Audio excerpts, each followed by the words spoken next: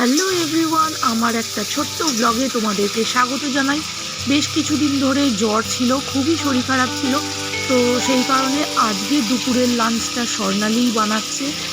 আর চলো, কোনোদিনও ওকে কিছু করতে দিই না, রান্নার কাজগুলো আপাতত ও আনাজ কেটে দেয়, কিন্তু আজকে ওই করলো। তো ফ্রাইড রাইস করেছে আর লেফট ওভার একটু তরকা ছিল আর ডিম ভেজেছে।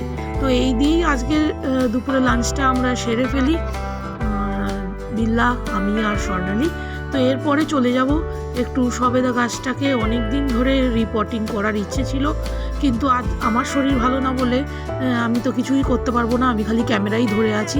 আর ভাই আজকে বাড়ি ছিল, তাই ও একটু রিপোর্টিংটা করে দিল। তো চলো, এভাবেই আজকে একটু কিছুক্ষণ গাছের সঙ্গে আমরা একটু সময় কাটাবো। তো এই একটা রঙের ডাব্বা খালি ছিল, বালতিটা, তো সেটার মধ্যেই রিপোর্ট করে দেওয়া হলো। তো ওই টবটাতে অন্য আরেকটা গাছ লাগাবো, সেটা তোমাদের পরে দেখাবো।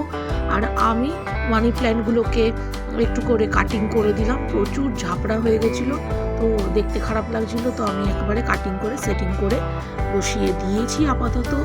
তো এভাবেই আজকের সারা দিনটা আমাদের কাটলো গাছেদের সঙ্গে, যেটা অনেক দিন ধরেই হচ্ছিল না।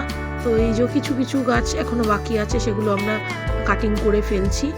আর নতুন কিছু গাছ লাগিয়েছি, পর্তুলাকা, পিটুনিয়া, এগুলো সব লাগিয়েছিলাম, তো সেগুলোও তোমরা একটু দেখে নাও।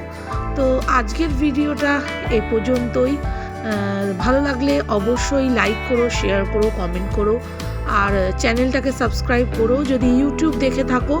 আর যদি ফেসবুক হয় তাহলে একটু ফলো করো প্লিজ। Tata, bye bye.